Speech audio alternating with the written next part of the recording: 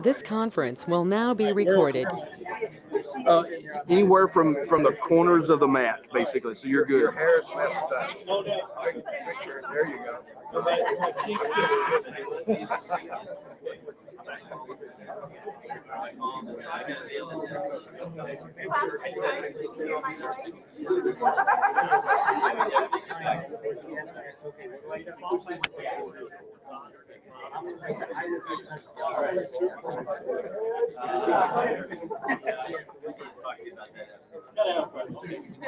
Hey.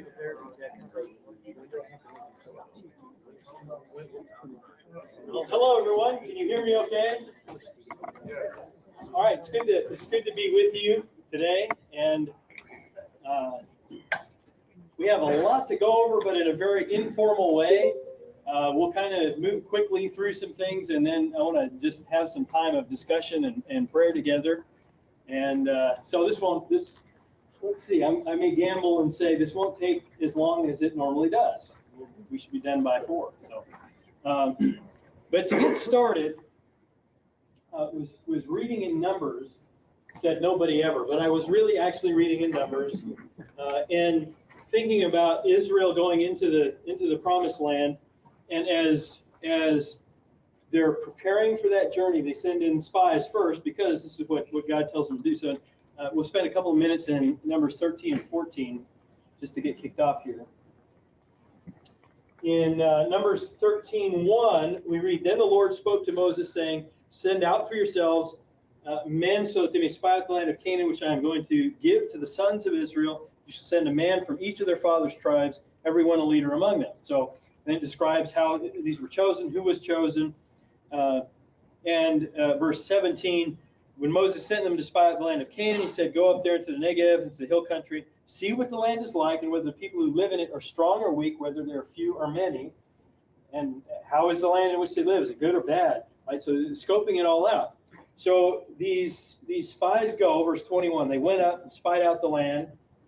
And verse 25, when they returned from spying out the land, at the end of 40 days, they proceeded to come to Moses and Aaron and all the congregation of the sons of Israel in the wilderness of Paran at Kadesh, and they brought this word back. Verse 27, they told them and said, "We went into the land where you sent us. It certainly does flow with milk and honey, and this is its fruit. Nevertheless, the people who live in the land are strong. The cities are fortified and very large, and moreover, we saw the descendants of Anak there." So essentially, there are giants in the land. And in verse 30, then we read that Caleb quieted the people before Moses. So it doesn't tell their reaction. The spies are just bringing this report back, and they're explaining that yeah, the land is rich, but there are giants in the land. There's tremendous obstacles, and there's this murmuring that's taking place because Caleb speaks up. One of the spies, he speaks up and is quieting the people. And he says, "We should by all means go and take possession of it, for we shall surely overcome it." And why is he saying that? Because God had told them that they would. But the men who had gone up with him said, "We're not able to go against the people as they are too strong for us." So these spies go into the land. They look at what God had said. "I am giving this to you. It's yours. Go take it." They go in and look, and they're terrified. And Caleb is one of 2 who will say, "No, we should go." But the rest are saying, we're not able to go against these people. They're too strong for us. And it's a moment in Israel's history where they're forced to make a choice. They're choosing between trusting in the Lord or trusting in their own abilities and what they see. And shortly after this is one of the rebellions that leads to God saying, "All right, this whole generation is going to wander around in the wilderness for 40 years, and they're not going to see the inheritance. It's going to be the next generation." And so we get into chapter 14, and Joshua is the other one who speaks up. And they say, "The land which we passed through to spy out is an exceedingly good land," verse 8 of chapter 14. "If the Lord is pleased with us, then he'll bring us into the land and give it to us." And I love this comment by Joshua, because Caleb is Caleb is depending on the word because God had promised to give them land, and Joshua is also depending on the word, but he also recognizes, kind of like Shadrach, Meshach, and Abednego, that hey, if the Lord doesn't save us, if He doesn't accomplish this, we're gonna trust Him anyway. Conference will now be recorded.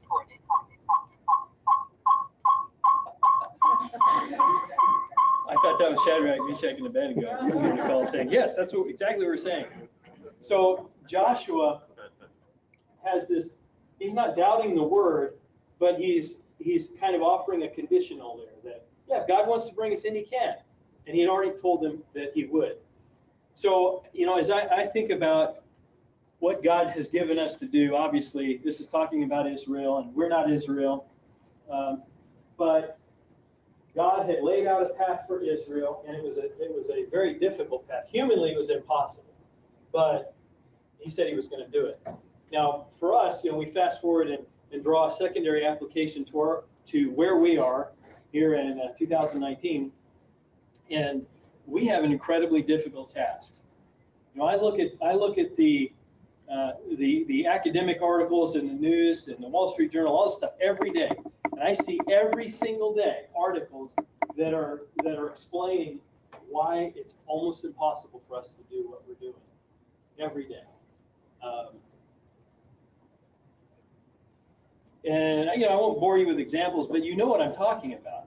In every area, every aspect of commerce and industry, government, regulation, culture, demographics, what we do is impossible. It just is. I said to our board the last time we sat down, welcome to the newspaper business. But I think that's wrong. It's harder than the newspaper business, what we're doing. And I am exceedingly excited as we're able to look at what God is doing and see testimonies like what we just saw in the next room. For those of you who are able to be at the celebration for Norm's ministry here, to hear students talk about the impact that he's had in their lives, and we know that's just a tiny, tiny, tiny percentage. I rejoice at being able to be here and do this with you all, and to see the students that you're impacting and hear their testimonies and know that we're investing in the next generation. And it's, even though it's impossible, it shouldn't be happening, but it's happening. So to me, that's very exciting. It's very encouraging. And I kind of think of it from the perspective of Caleb and Joshua, that they're not ignoring the obstacles. They're not pretending they're not there. They're not saying, yeah, these people are nothing. We're bigger than that. They're not doing that. They're not ignoring the challenge, but they are instead focusing on what God has them doing. And so just for me, it reminds me of Paul's words when he says, a window for effective ministry has opened, but there are many obstacles. And so that's what we're in, and I'm thankful for all of you that are along for this ride, and that we get to do what we do. So just want to offer that encouragement. And as we think through some things today, just go to the Lord in prayer and get started. Precious Lord, thank you for the time today. Thank you for my brothers and sisters who are just committed and faithful in service, Lord. I thank you for their passion for you and their diligence and their willingness to sacrifice and to invest in these students, Lord. And I just pray you'd honor them and bless them and give us wisdom as we think through just how to do that in the best way, Lord. So we're very, very thankful. I thank you for my brother Norm and how you've used him here. I pray for he and his entire family that you just strengthen and encourage them and give them tremendous ministry opportunities as they embark on this next chapter. And help us, Lord, to finish well in everything that we do, that we might bring glory to your name. And we ask these things in Jesus' name. Amen. So again, this will be very informal. I have no slideshow, no awesome magical news or anything like that, but I wanted to engage with you on a few things, update you. So first of all, this is the time of year where we're really focused on finishing up budgeting, and we're kind of behind on that as we get our next fiscal year plans up and running. And so before we look forward, I want to just take a moment and think about where we are and what God has done for us. A little bit of a progress report. And I'm looking for Tanya. I don't see Tanya. Right here. Where, oh, there you are. Okay. So Tanya, our most up-to-date numbers, which I did not prepare you, I was going to ask, but where are we number-wise? I know the answer, I think, but. So we are at 422 for students, and we're projected to be at over 500 in the fall. Okay. Did you hear that? So 422 right now. So let's just digest that for a moment. Thank you, Tanya. So 422. Remember when we were looking for 300 and then 350? I remember we hit 340. 340. Wow, that just seems surreal. That's tremendous progress God has blessed us with. And 350, and then 355, and then 370, and we hit 400. I remember the golden balloon. Everyone remembers the golden balloon. And we've just been climbing and climbing and climbing, and that is a testament to everyone in the room. We're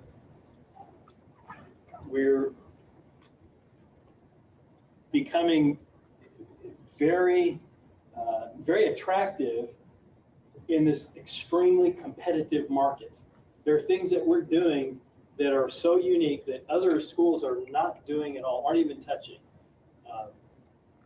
And again, whether you're talking about just our 4 distinctives or specific programs that we have, Calvary is standing out. We're very different in a lot of ways.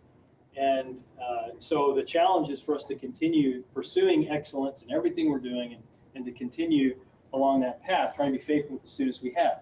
So 422 students at this moment, and as we do the math, and that 500, that number is here and not with St. Louis and Colorado efforts, right? So we're a very conservative number would have us probably at about 575 across the board this fall.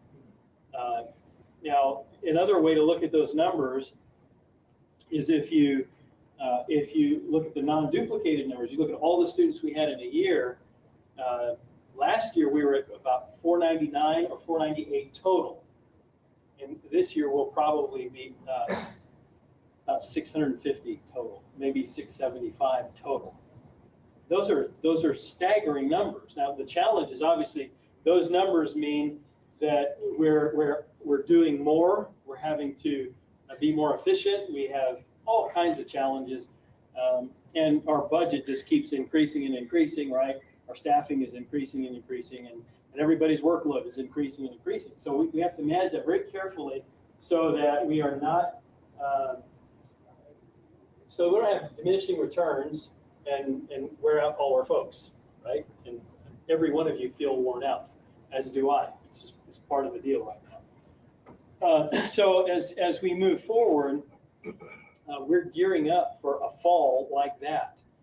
And this past year, we tried to staff up to hit 400. That's where we are right now was expected to be at about 400. So we staffed up to get to 400. The challenge is we're past that now. We're thinking of 500 and 600.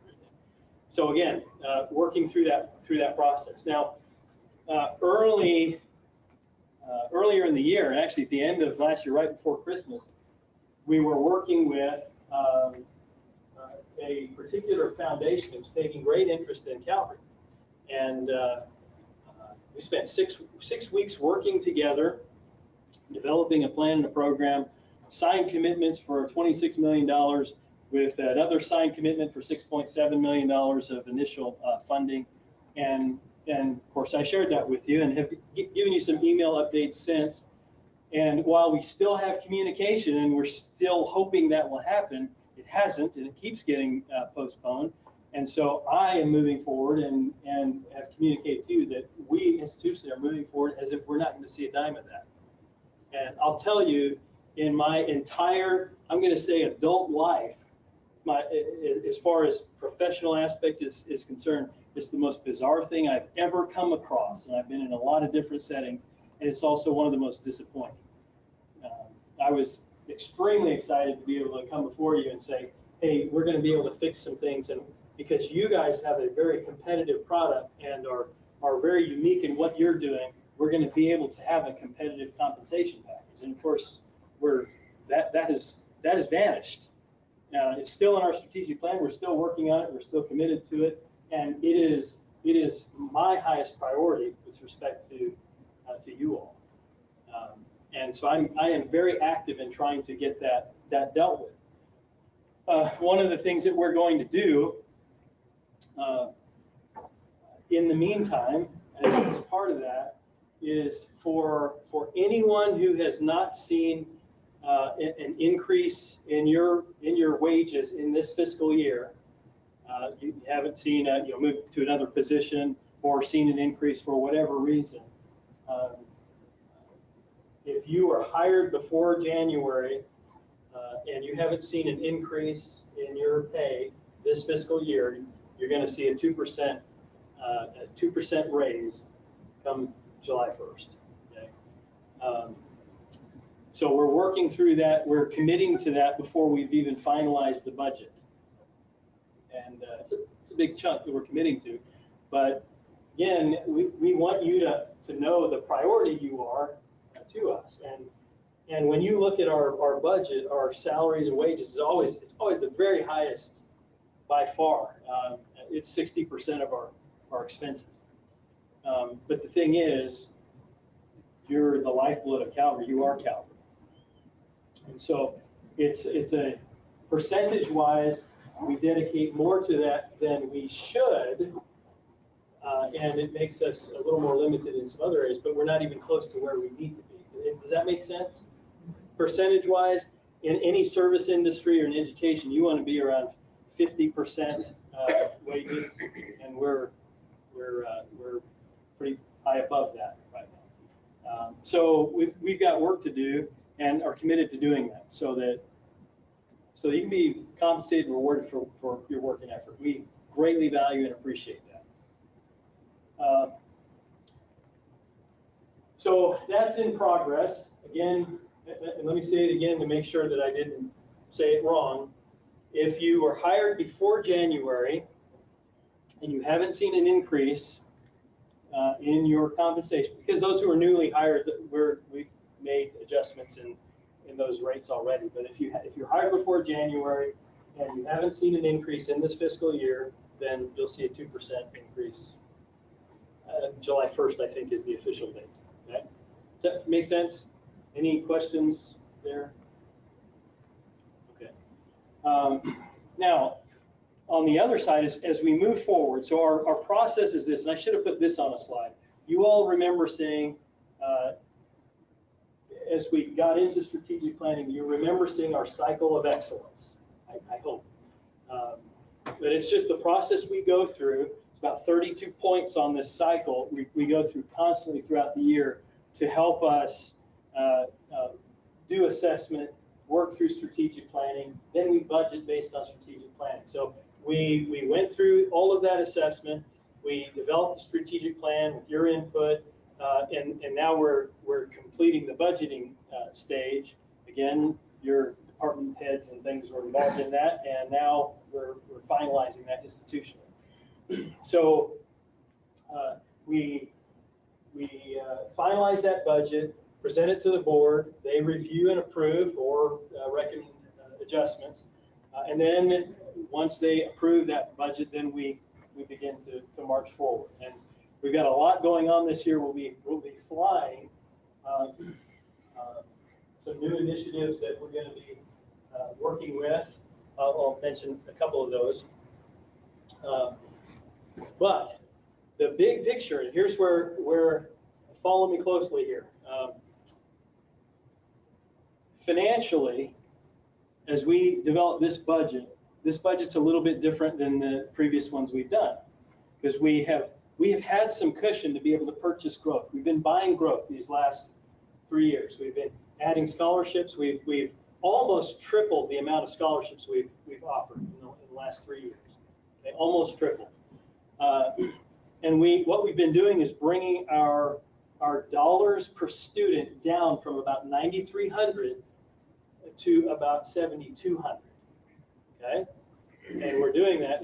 It's a volume or margin game that we're playing. Okay, think in terms of business. So we've been trading margins for volume. Okay, now while we have doubled in our student population, almost by this fall we will have doubled in 3 years. Our revenue, actually the dollars that we see, have only increased a fraction of that. Okay? It might be 200,000 more dollars than we saw before.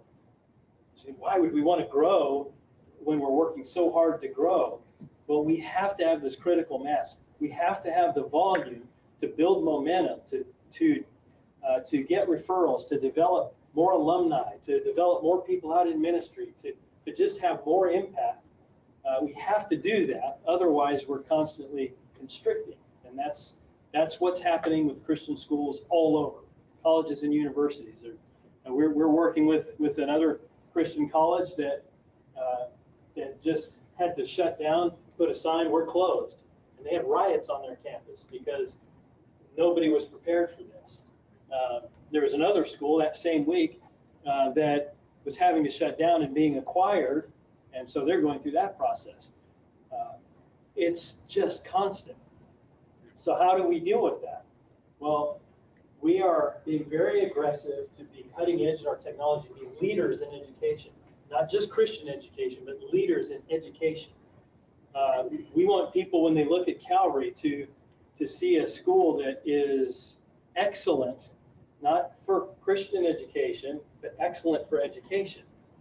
Okay? Now, I don't mean by that to minimize Christian education. I'm saying we're supposed to be doing this in the name of Christ for his glory, which means we should be the best at it, right? And you are. That's what we're doing.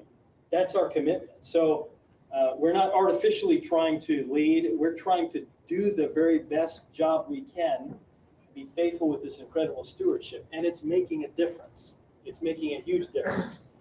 I don't know if we've met since the award was announced. Have we met as a faculty and staff and talked about the Think Pen Award? So you've seen the report. I think I sent out an email. And I won't dwell on this, but just to mention to you, because we haven't mentioned it in this context, that award, what happened was we were in the third largest category for ABHE schools. Okay? There are 4 categories. We're in the third largest. Last year, we moved into the 4th largest, which means the 4th category is the largest schools of ABHE. Okay? I think 400 is the cutoff. If you're over 400 students, you jump into this 4th category. Last year, we jumped into that category, and not only did we jump into that category, so we went from I mean, we could call ourselves a small college if we want to, but we moved into the group of largest colleges with ABHE. So as far as ABHE is concerned, we're not a small college anymore. And we jumped into that category, and not only jumped into that category, but we led it. We had the highest growth, percentage growth of any of ABHE's largest schools, including Moody and other schools like that. So what's happening here is very significant. This is going to be 8 straight semesters of growth. 8 straight semesters of growth. That's pretty remarkable. And that's not us. It's not you and it's not me. It's all of us being diligent together, trying to honor the Lord in what we're doing, and God blessing that. It's like Joshua said, if he's pleased with us, he'll bring us in there, right? And if not, we're going to wander around this wilderness for 40 years. And that's kind of how I feel. If we're faithful, then the outcome, it's his.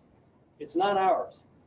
If Calvary does tremendous and becomes the most impactful institution for God's word in this century, that's not on me and that's not on you. That's God deciding he wants to use it that way.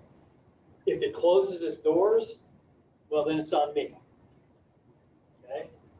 God gets all the glory for all the good things, and I get the blame if it doesn't work. That's how it works. That's how I do life. So forgive me for the hypocrisy, but that's just how I do life. So as we look forward to what we're trying to do and what we've been doing, this budget is a little different than previous years. In previous years, we've had cushion to be able to purchase this growth and to invest, knowing that we're trying to build something here and get it to a critical mass where it can be self-sustaining. And we are so close, so close. In fact, I believe if we don't make any changes or adjustments, I think we're going to be there mid-fall, based on the numbers that we're looking at. But we cannot take the chance because we have reserves and we have tremendous assets. But our assets, of course, are in a lot of property, which, by the way, of course, now we own the whole Calvary campus, all of it. We own it in large part because of Randy's work and the previous leaders' work who worked on this deal to allow Calvary to purchase this property across the street. So we have, let's see, is it about 37 acres? What's our total acreage here? 37 acres in all the buildings here. Of course, we have the 7.5 acres in Colorado. We're about to inherit another 10 acres in a building from Riverview Christian School out there in Colorado. And we're working on things in St. Louis. So God is providing, and we're building and growing. And we have some financial reserves, but those financial reserves are tied up in investments that we can't touch. Some of it's restricted. Some of it is just in investments that if we sold it, we would just take a bath, and we're not going to do that. It would be unwise. So whereas we've had in these previous budget years, we've had the flexibility to take a cash flow loss, even though on paper we've been in the black the last 2 years, and are really close to being in the black this year. Cash flow is the challenge. We don't have the flexibility to purchase growth anymore. So now what we're doing is we are developing a budget that's going to make sure that come this fall we have a surplus. Okay, which means we have to look at everything we're doing, which we have done and are in the process of doing with this budget, and look at ways we can be efficient. Look at ways that we can just be better and refine our processes. So that's always difficult. So you're going to see changes. Some of those changes are very exciting. Some of them are not so exciting. It's while under normal circumstances, coming to you and saying, hey, you're getting a 2% increase for anyone who hasn't seen an increase this year, that would be standing ovation worthy. But when you compare it to hey, we have a $26 million donor, it's not quite as exciting, right? So I recognize that and I realize that. That's just where we are. So I want to be real with you. And as we work through this budget, we're just having to be very cautious and very deliberate about what we're trying to do. I don't think you're going to see that in a lot of big ways. And there's nothing that comes to mind that I would point to and say, oh yeah, here's this big thing. It's not like that. It's a lot of little things, a lot of areas we've got to refine our processes. So I'm preparing you for nothing in particular.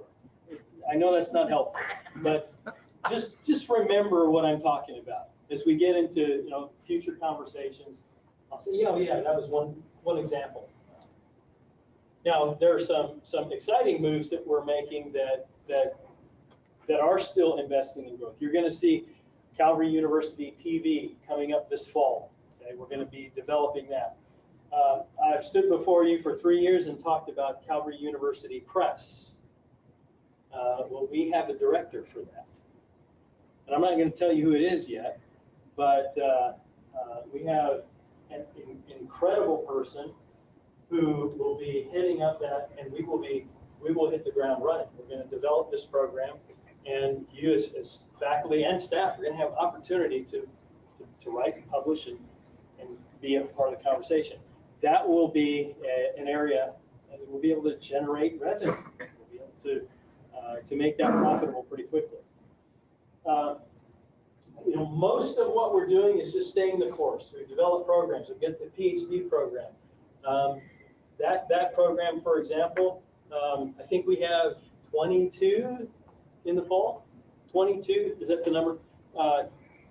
22 new students to Calvary in the fall. This is kind of incredible. In a program that right now is the strongest PhD program in Bible and theology anywhere. Anywhere. And I challenge anybody, show me one that's better. And people are figuring this out, and we're going to see that program explode. So in some of these areas, we're just marching forward with what's been developed. The blended model that I know was a challenging change for everybody. That model is bearing fruit in incredible ways. We've seen consistent increases in our student body and the quality of students coming into Calvary University. And we've seen in our online campus in the last year and a half, our online student population has doubled, 100% increase.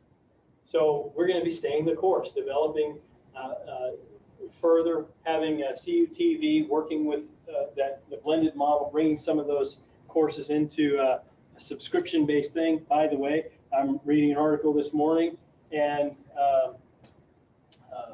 Boise University, you guys read this morning? Has now announced a subscription-based tuition program. So they beat us to the punch because we've been working on that. What's a subscription? It is essentially it's a monthly. You're subscribing to education monthly, paying monthly, and some programs offer some forgiveness and different things like that. But it's the new cool way to talk about a monthly payment program. You don't own your software. You pay a monthly program, right? Subscription fee, right? Yeah, well, you might. Never mind. I do, but most people don't, right? We subscribe to everything. I don't own my phone. I'm leasing my phone. I pay a subscription fee for my phone. Unless you own your vehicle, you're subscribing to it, even if you do own it, because you're paying taxes. Missouri is crazy.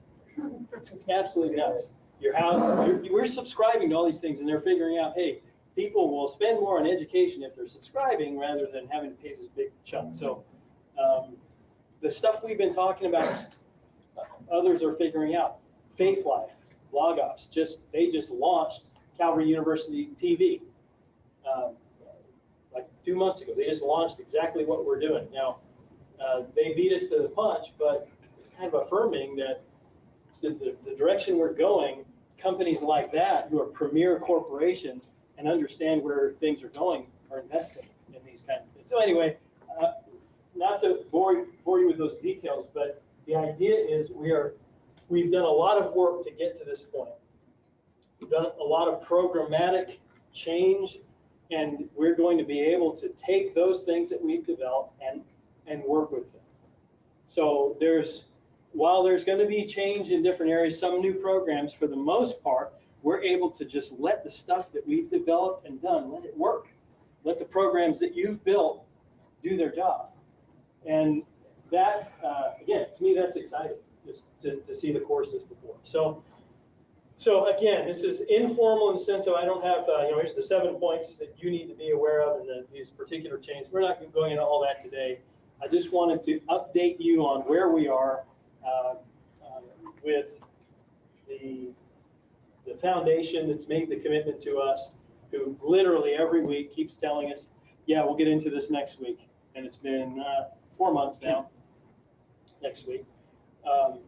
And I wanted to update you on our process, strategic plan, and budget. And then I wanted to give you a picture of where we are financially and why we're trying to be very, very tight and refined in some of our processes. And then just also looking forward, we're not standing pat. We're not being complacent. And what we're looking at this fall, I think, would be record numbers in Calvary's history. I don't think Calvary's ever had 575 students. So we'll see if God blesses that way. And we're working toward that plan on that. But that's just a little update of where we are.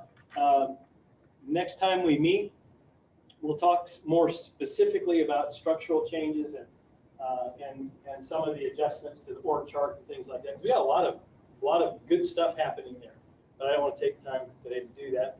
We're still in the midst of some of those. So that's kind of the state of the union at the moment. Thoughts, comments, questions, concerns, critiques? Ooh, me, I have a question. Yes. Can I ask a question? You in the corner. Okay, thank you. I'm gonna stand up because I had cupcakes earlier. It's something. Anyway, okay, so Dr. Chuck, my question is, so with all the things that we've just talked about, I'm wondering how I can stop laughing at me. I have a very serious question to ask So you, forgive me, sir. let me give you the context. Okay. Aaron told me I could walk from this corner to this corner. And if you noticed, I stepped right here because I'm wanting to listen. Okay. And I realized, oh crud, I just stepped out of my blocking here. So I looked back and he had already fixed it and I stepped out of the way. That's why. So I apologize. Thank you, Aaron. Thank you. Okay, so with my question, because we've gone over a lot of information the past like 45 minutes here, okay, more specifically, this is a selfish question.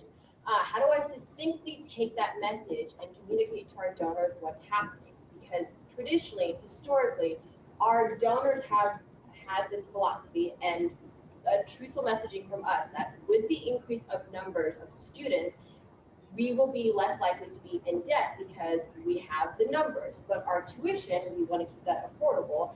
And yet, so we have the increase of donors, but now we have 2 campuses, the overhead costs of everything, with the development of programs like CU TV, CU Press.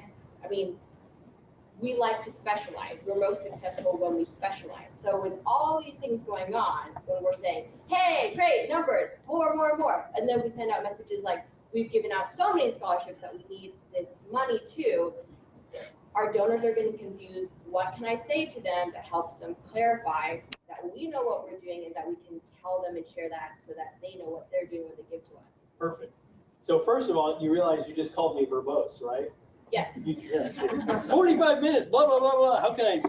Very good. Well, no. But to be fair, I'm thinking Absolutely. anybody who's a donor who is on the payroll has to be here, but the donors who are in Iowa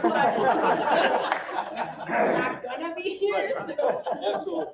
that's All right, another donors, thing, too. I'm ready for my close-up. No, it's a very good question. So I would say, first of all, the president's report is designed to do that. Okay. And the word, let's see, I have $1 for whoever can tell me, this is a real dollar, and I have 2, but I need to keep one. $1 for whoever can tell me what word, and this is for you guys too, what word is on the front of the president's report? And you had nothing to do with putting it together, so you don't have an unfair advantage. Should he get that? Does anybody else? It is growing. And what the strategy has been, so I'm not answering your question, I'm giving you context really quick. Okay. Absolutely. Okay. The context is we have been engaged in a strategy for these past 3 years of building our credibility. Okay. Demonstrating that we are not simply a small regional college, a Bible college that's just focused on teaching Sunday school classes. Okay. So that's some perception of what Calvary has been. It's not true, but that's a perception. So we're trying to establish credibility by demonstrating that we can lead in education. Okay? Now, once that credibility is established, such as having the diverse degree programs, undergrad, grad, postgraduate, PhD program, for example, having the programmatic structures in place to say, here's our offering. We can compete with anybody. Okay? Okay. Having campuses and facilities that demonstrate stewardship. The SLC, Beautiful building, still lots of work to do, right? Beautiful building, we didn't ask for money for that building. The Sabre, beautiful renovation, we didn't ask for money for that. We demonstrated that we can get that done.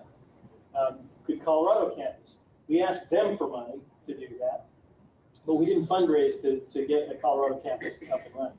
So now we have these projects that we can say, if we're asking people for money for scholarships, we can point to Nikeo Leadership Institute students who are leading on our campus, sophomores who are RAs, right? So the student stories for scholarships, we have those students. It's nothing really new. It's just a credibility thing, okay? So if we're talking about scholarships, we have student stories. If we're talking about campus planning, building and growing, we have the narratives, the buildings, and the campus development to be able to show that. If we're talking about the programs, well, we have a PhD. We have the Warrior's Choice, which is nothing new, the interdisciplinary program, where a student can get their major in Bible theology and whatever minors they need to be able to get involved in ministry or industry, they can get that here. Right? So those are three areas, and by the way, we're working with businesses and individuals to underwrite some faculty positions based on that interdisciplinary program. So I would say three stories. One is students and scholarships, and we've got the student stories to demonstrate. Again, we have 87 years of history to do that, but I'm talking about specific student programs like Nikeo and their impact on our campus. We've got other scholarships like the diversity scholarship, like the ministry, we call a scholarship, a $250 rate, where we're saying if you're in ministry and you have family members in ministry, Calvary is your place, and no one can compete with that. So the scholarship fundraising, you've got those stories. The campus and the institutional development aspect, you've got the stories, you've got buildings you can point to, you've got an online program that's doubled in the last year. So it's not just brick and mortar, but it's all these other aspects. We've got students, we're live streaming courses all over the world now. One of the last intensives or modulars I taught in Colorado, I had students from the UK taking the class, interacting. So we're having a global impact institutionally. And then programmatically, we're just, our commitment to God's Word, our commitment to excellence in academics, we're leading in these areas to the point other schools are asking, how are you doing this? What's happening? I had UMKC's Director of Education say, how are you guys seeing this growth? What are you guys doing here? I mean, schools are marveling at what's happening. It's not any one thing. So there's three narratives. Is there more that will Let's help? keep working, because I feel like we have to figure out what the special sauce is for the donors' appetites, because I think there are some donors that I've also run into, which I think their concern is valid, that the more we grow, the more we might look like a regular secular university, You bet. which freaks them out, understandably. So with all this growth, I'm not saying it's bad, but when the communicating the messaging has to be right, so it's authentic. So this is a fourth thing you're talking about, and I'll give an example. I spent an hour and a half on the phone with a pastor who says, you are trading biblical solidness for growth. He said that to me. And here's some of the evidence for his statement. He said, you used to have this really vibrant ministry program, and now there's nobody in it. And I said, let me correct you, sir. In the past 3 years, our ministry studies enrollment has doubled. We have twice the number of people in that program than we did 3 years ago before we embarked on this journey. Your biblical counseling, you're departing from biblical counseling. Well, first of all, it's become our biggest program, and our faculty are 100% committed to the Word, and I can show you that your model isn't. Let's have that discussion. When I got here, I met with more than 100 pastors, not just in this area, but around the country, talking about Calvary and trying to find out how they perceive Calvary. And they felt like at that time that we weren't strong in our biblical coursework. They felt like we were pursuing other areas, becoming a liberal arts school. And if you look at what we're about, you take any of our departments, you see that biblical commitment. I mean, they're getting a Bible and theology major in the theater department, right? We have in our Constitution the Bible as a textbook and faculty being accountable for biblical worldview. So I guess what I'm saying is, I can't give you succinctly those tools. It's all of the above. You have 1,000 arrows in your quiver, and when you're talking to this one person, you need to have them at your disposal. Meaning, we need to look at each of these areas and provide you. Here's the information that can work with that decision, and we are barely scratching the surface of that. We need to give you tools that help you develop that. Yes, we'll keep talking. Thank you, everyone. Perfect. Sorry. Excellent. Sorry. I took up. This is fine. But by the way, if anyone needs to leave, feel free. But I'm here. I mean, I'm playing kickball after this because we're going to beat the students. Just right. One second, Tim. I'm coming right to you after Alan. Well, I mean, to her point, I think, from my experience, is depending on the caliber of donors you're talking to. I've been talking to what we would call some major donors. They don't want us to think small. They want us to think big. And one donor, he was asking, he felt like we're not growing fast enough. And yeah. But, my response was, that we're very innovative. If you could be a part of this, you don't want to be a laggard. He understands that kind of communication, if you will, because he's a businessman, right? And so I guess to your point, I have met some $100, $300, $400, $500 donors. They want to focus on the details, but the bigger donors, they want to focus on the big picture and then say, well, I want to make sure that you're faithful in continuing this with growth, if that makes sense. And so it's like the mindset is different depending on the caliber of donor that you're speaking to. And I have not yet raised, $40,000, $50,000, $60,000 or $100,000. That's on next week. But I think we're getting, I don't want to say that now. We are getting close. Again, we're having conversations. Our conversations are not 3- and 4-figure conversations anymore. Our conversations are 6- and 7-figure conversations at every level. And so those things are developing, and Alan's a part of that. And, we'll see as we go how much fruit these things bear. But you're absolutely right. And the challenge, we've got a local constituency, and I'll say a historic and traditional constituency for Calvary that cares about one thing, and it's the most important thing. It's, are you being faithful to the Word of God and preparing people? I mean, that's our mission. That's what we are all here for, right? That's what we're here for.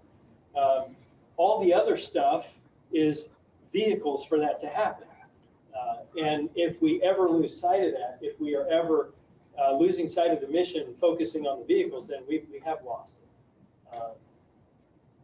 And I'll just say, as long as I'm here, we won't do that. And I think as long as you are here, we won't do that because you won't let me do that.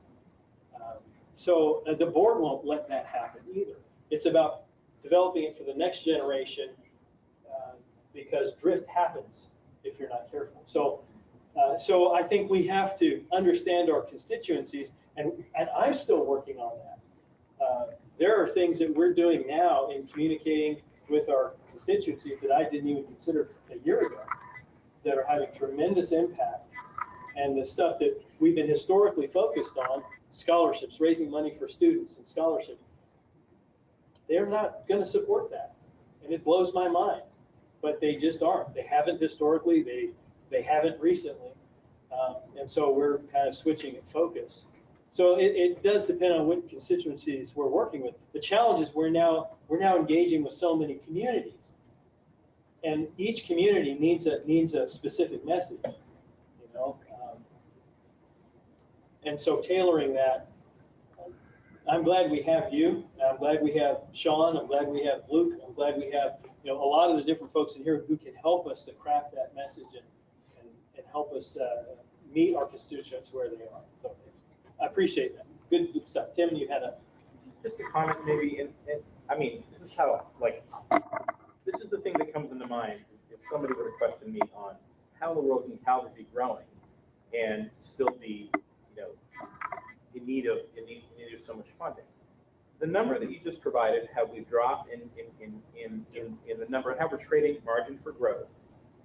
Well, there are a couple of ways we could have done this. If we were looking purely at dollars and cents, we could have taken our asset position, borrowed huge amounts of money against it, expanded our doctrinal statement, invested in new programs, new facilities, and basically experienced vision and mission drift.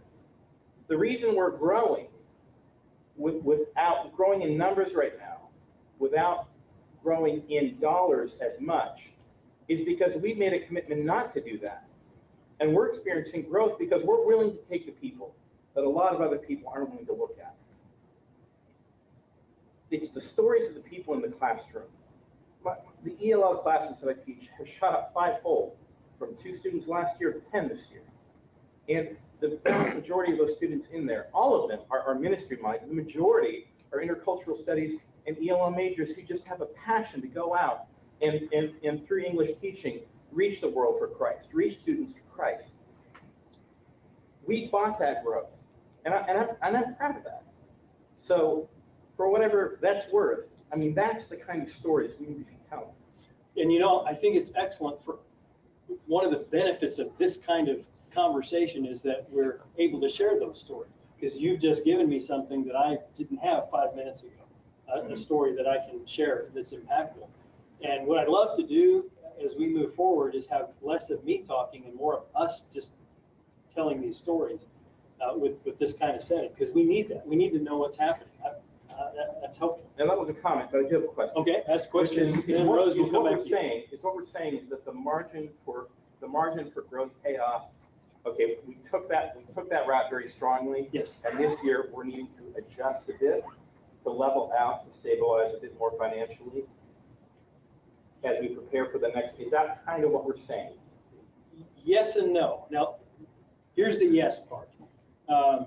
As we've reduced the revenue per student from 9,300 to 7,200, which by the way is nothing to brag about, unless you're deliberately trying to do it and there's an offset somewhere. Because what we've done is we've said, oh, we make $2,100 per year less per student. Yay! Right? Here's the thing, though. We were costing too much, and we were declining. And we could have $15,000 a year revenue per student and 40 students. That's where we're headed. That's where that story ends. And so what we've been trying to do is get to critical mass, which is really hard to get our fingers on because the expenses are variables. They change. Every step you take, those expenses have to change with it. But what we've done is come from $9,300 per student down to about $7,200 per student. But on the expense per student, we've moved from $9,300, where we're just dead even, down to this fall we should be at $6,500. Okay, at some point, probably the end of the fall, we should be in that $6,500 range, which means, wow, now we're at a surplus of 700 students on the educational side, $700 per student. So the yes part is, yes, we have to, we can no longer buy growth. We've bought the growth. And what we've been doing is getting to a point where we can sustain the growth based on momentum.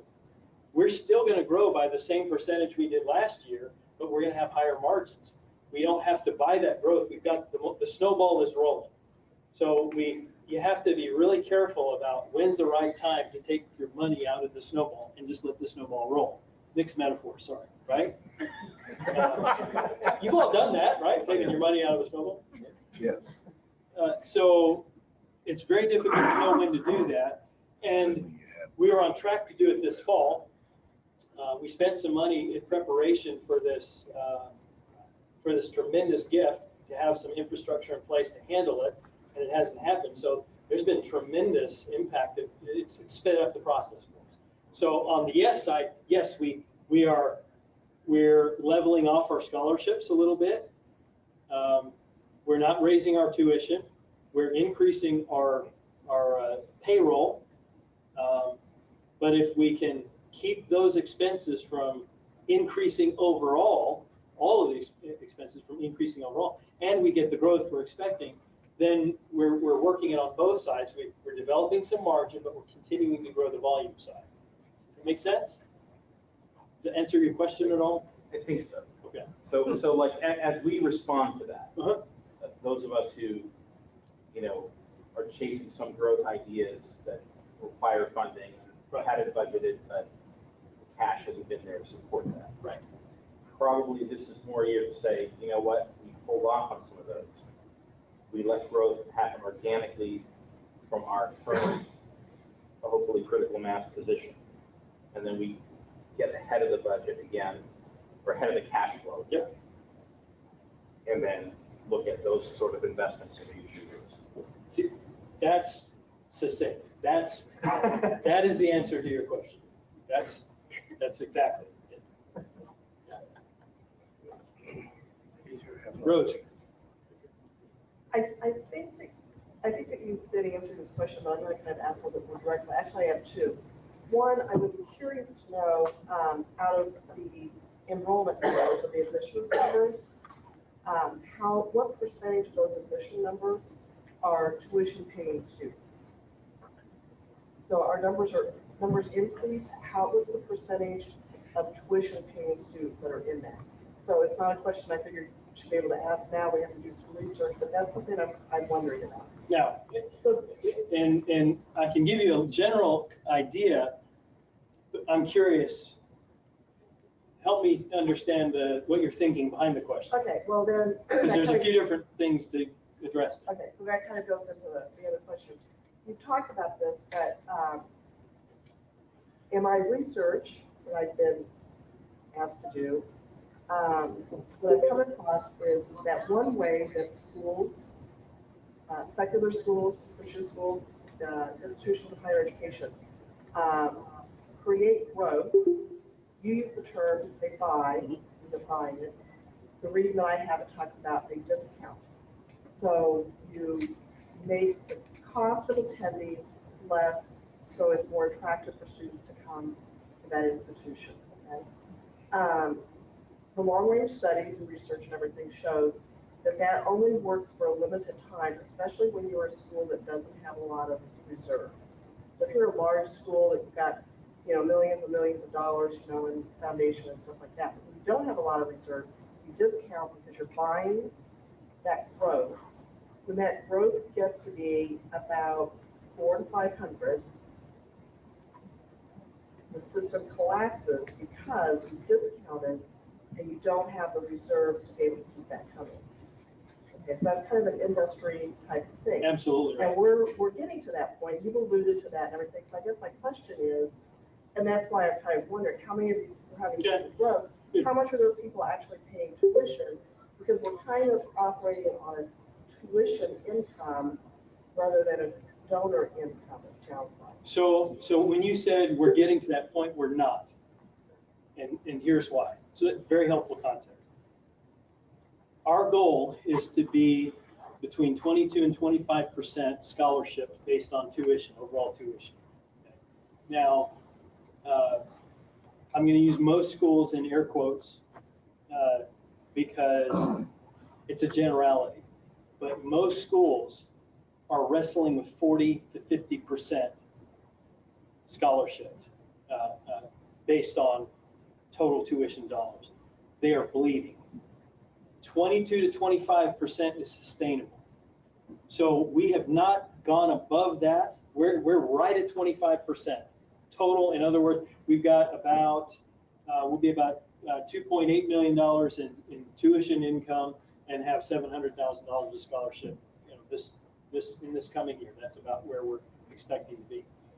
So again, by the way, if anybody needs to go, feel free. It's 4:15, but I'm not going to shut up because we've got good questions and thoughts. So if you leave, we're not going to think badly of you, Dr. Ice. Love you, brother. So if we continually increase our percentage, trying to continually buy growth, that's a very irresponsible way, and the end result of that is you die. Because what you're doing then is your margins are flipped. You're losing a nickel on every transaction and making up for it in volume. And you can't. You're losing a nickel on every transaction. The more you have, the more you lose. It's just a quicker death. So we're very careful about those dollars. It's about balancing what does the market bear, where should we be, and how can we manage expenses and manage revenue so that we're not exceeding, again, 22 to 25 is the sweet spot. We're on the high end of that. And this year we're going to be about 25%. We're going to be right where we budgeted to be, but we need to lower that just a little bit for next year. So we're not heading toward that. Our model is sustainable. It's about getting to the volume where we move that tuition cost or tuition revenue per student and the overall cost per student, and we move it again where there's about a $700 difference, and we're close. So yes, if we're discounting indiscriminately, we're done. We've died and we just don't realize it yet. But we did two things very strategically. One, with the 250 rate, which we're gonna have some restructuring. It's not gonna increase, but we're gonna have some restructuring that we'll hear about in coming days. But with that $250 rate, we planned for and budgeted. We're gonna expect that about a third of our students are gonna move from $316 to $380 in that range. They're gonna move to $250, which means we're gonna lose 30% of our tuition revenue with 30% of our students. We budgeted for that, and that's exactly what happened.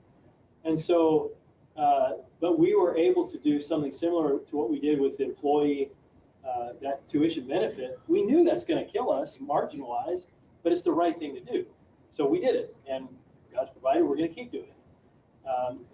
And one of the other things we're trying to do with that rate, that $250 tuition rate, is we know that in 3 or 4 years, it's highly probable that no one will be paying our normal tuition rate in the country, because everyone will have the opportunity to go tuition free at the college or university of their choice. It's already happening in 26 states, and technically it's happening in Missouri with the A+ program, community colleges tuition free for the first 2 years. So it's already happening here. So why is someone going to choose to come here over free? Well, because they want God's word as a foundation for their life. But at $350 an hour, they can't. Maybe at $250 they can. So part of the process here is for us to develop, to wean ourselves off of the higher rate with a portion of our student population, learn how to manage at $250, so that when those days come, we can go to $250. And we've been doing this for years. We understand how this works. So it's incrementally and strategically choosing these areas to fight these battles and prepare for what's coming, because what's coming is a bloodbath. Moody's is saying half of all colleges and universities will shut down in the next 10 years, all of them, not just private or Christian. And we're in the most at-risk category. So we're very deliberate on these things, and it's kind of like this. It's kind of like a plane, kind of careening toward the ground, but it's pulling up, and it's, you've all seen it in the movies, right, where it just at the last second pulls. That's Calvary. That's where we are, and that's the reality of the urgency, but that's the trajectory. So we're not headed toward that, but if we aren't deliberate about how we're discounting and handling scholarships and reduce costs for students, then you're absolutely right. All of your information is correct. Did I address your? Yeah, we've you've been answering in various ways and stuff, but I'm just, curious that when as we, like I said, we're getting to that point, we'll make that point as far as enrollment. So it's kind of like, you gotta have growth, but with growth does come added cost of operation. Absolutely. And then how does that offset the fact of discounting or reducing the cost for the students? So it's to me, it seems like it's, almost like playing a game of chicken. Yeah. You know, it's like you gotta have nerves of steel to see when that point's gonna equal out to be able to move forward. I think that's exactly right. That's what we're doing. And if we ever get above that 25% point, that's the danger zone. It's not death, but it is not sustainable. 22 to 25% is where we should be comfortable. And we're there. We're on the high end, so we're going to back down just a little bit. Yes, Bobby, and then Bob. So as enrollment grows, we have some things also that are sustainable, I think, in terms for faculty. So as enrollment grows, we need more faculty, but we're having trouble finding faculty. Right. So where, what do you, how is that going to play out? And at what point, where's the breaking point for faculty? Because you were talking about stress and everybody feeling like they're overworked and that kind of thing. So what do we do about that? That's a wonderful question. That is a wonderful question. And so let me just tell you a quick story so that at least you know that I empathize. So I'm in Colorado.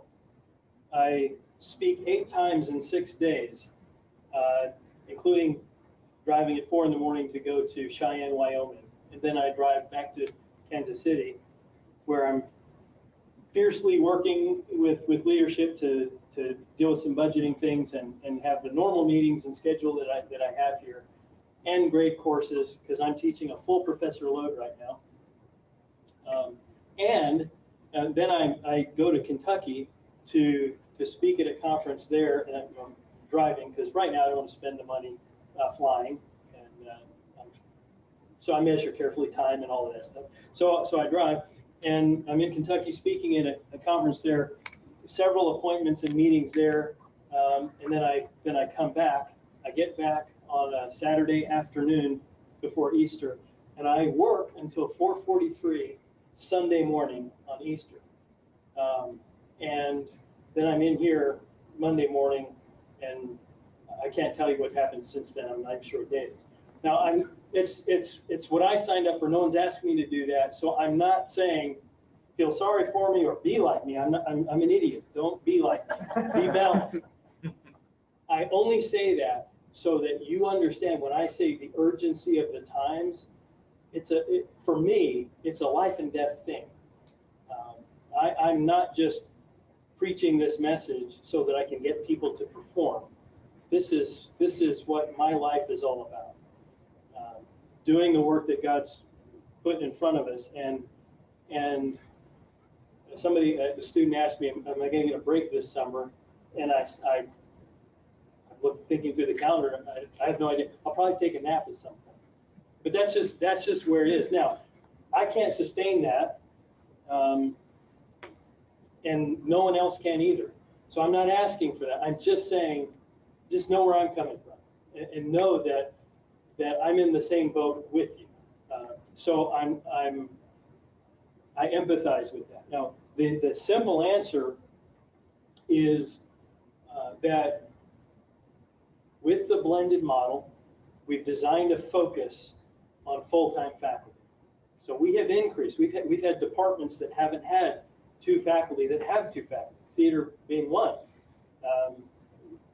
We had 1 faculty person and then adjuncts, and now we had 1.5, and now we've moved to 2, right? And as that program continues to grow, we're going to have to look at, okay, what can we do there? We've got a biblical counseling department that has 60 students in it, and right now 1 faculty.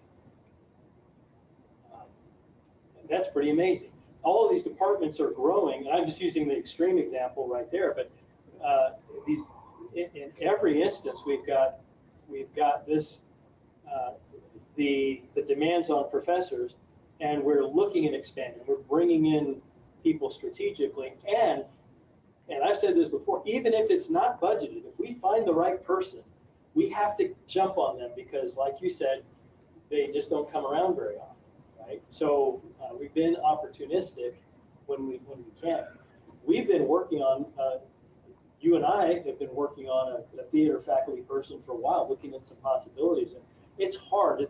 I'm asking Bobby to fight with, both of her hands tied behind her back, because she has to have faculty who are excellent in theater, right? And hold to our doctrinal statement and can disciple students, all of these things. They're out there, and we're going to find them. But it's impossible. So I don't know how to answer that other than to say I can give you examples of our departments, how we've grown. You've doubled in the last 2 years in your faculty. We've gone backwards in biblical counseling because we had a retirement. We haven't been able to replace that person. So we're working through that. We've got to add people. We've got to make sure that our systems are refined enough so that we're getting the most we can from everybody, but that it's in a way that is sustainable for them. I could talk for hours about this and probably not give you an answer. I apologize. That's really hard because we're in a model that it doesn't work, and yet you're doing it. And I think volume and then margin adjustment is the answer. But ultimately, it's going to be, do people see us as excellent, and will they come here and learn? I think the answer is yes, but I don't know. That's a very difficult question that I haven't answered. What would you like to hear? Because that will help me think through not what to tell you, but what you need to hear. Help me. I mean, it's a dilemma. Like you said, you've been working through things, and the only thing that's going to get us from faculty, and at least what we can see right now, is a change in the statement of faith, but that's not negotiable. Right. And so I get good candidates, and then I bash in my head into a brick wall, and when you find out there might be a specific thing that they can find, and so it's frustrating. But I have to hope they're out there. Like, if you tell me they're out there, I guess that's what I need to hear. I promise you they are. And you can look around the room, and there's some who've been brought in the last year and a half who, it's fantastic that we have them. The challenges in specific disciplines, and all disciplines are hard, but your discipline is a really difficult one. And I have been working also behind the scenes to try to develop something there for you, to be able to bring you some candidates. And I have no progress yet to report, but I'm aware. I'm asking you to fight with 2 hands tied behind your back, which means you're just going to get beat up. That's what it is. And that's what I'm asking us all to do, because we're not going to change the doctrinal statement. We're not going to change the biblical emphasis, nor are you asking us to, of course. But because we know we're not going to do that, we're trying to be awesome at education. We're trying to grow in a market where there is not growth in this sector. We're trying to have specific distinctives and be transparent in an age where everybody's saying, let's be as general as we can. We believe in earth, right? We believe in God. Well, what God? Who? What does that mean? That's the culture we're in, and this is what we believe in. We're transparent about it, and it's impossible for us to do this and have a school. So it's a question I can only say. It's Luke 10 and 11. Jesus sends out his disciples and says, "Beseech the Lord for workers for the harvest." That's where we are. That's where we are. So we got to make it. That's the second thing. We got to make these next generation. Terry. Oh, no, I'm sorry, Bob. Terry, go ahead, and then I'll come over to Bob. I know Bob would defer.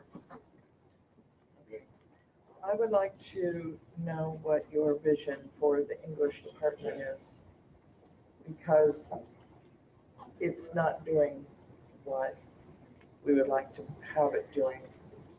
And I hear now and then maybe a rumor of what you think. I would like to hear it straight from you, what you think. So we sat down and talked about that. I would like our English and Communications department.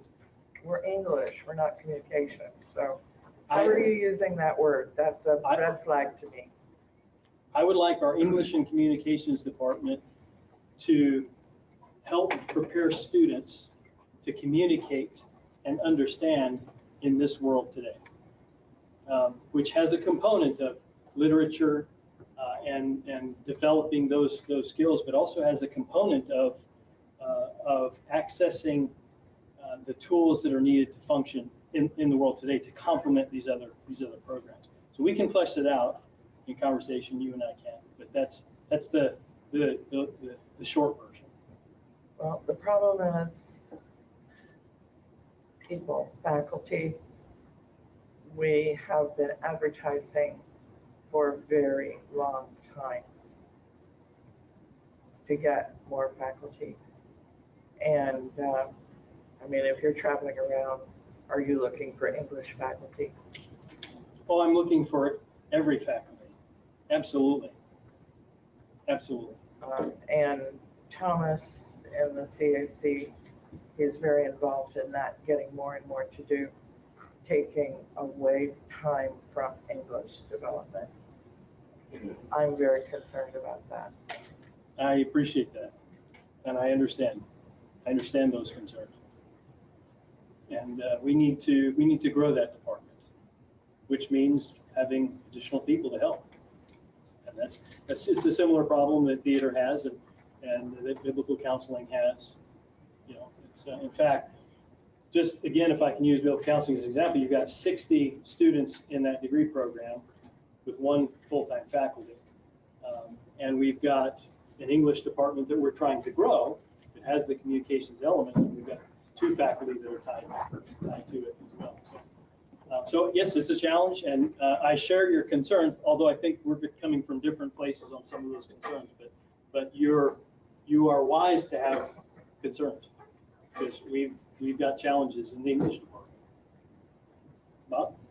About giving a financial forecast for the summer.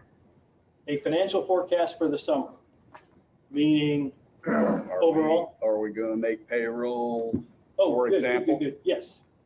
Yes, so historically, Calvary has had 2 major parts of the year has had challenges with cash flow. Late in the winter, and then you get into the spring, going into the summer. And we've relied on reserves to cover all the expenses over these previous summers for as far back as we can go. And again, our reserves are largely tied up. So we can't sell an investment right now and cover summer bills and expenses. So we've got to do it in a different way. Now, we have about $20 million of assets in real estate and facilities and things like that. So we are, for example, we are putting on the market one of our properties in Colorado. Paperwork is signed, that's going to go on the market. And that's going to help cover some of that. We built into the budget this year to sell some facilities that we had, some of the tumbleweed, for example, to be able to help cover some of those expenses. So property in Colorado, we have some of the stuff we're going to be inheriting from Riverview. We're going to be, as soon as we can take ownership of that, we'll be liquidating that also. So that's the biggest bulk of that, is by selling assets that we have. And I'll update you as we go. I'm not sure when the next meeting is, but we have them every month, so we'll keep you posted. Know this, no matter how difficult the times get, no matter what kind of challenges we go through, number one, my priority is you all. And number 2, I'm going to be straight with you. I'll communicate to you where we are, and I'm doing that today. But so this will be a bumpy summer, but you'll get paid. Does that answer your question? Yes, sir. I've been through times when we didn't, so I'm just curious. Understand. And if we ever get to a point where you're not, I'm going to stand before you. I'm going to tell you beforehand, we're not there. Okay. What else? Good question.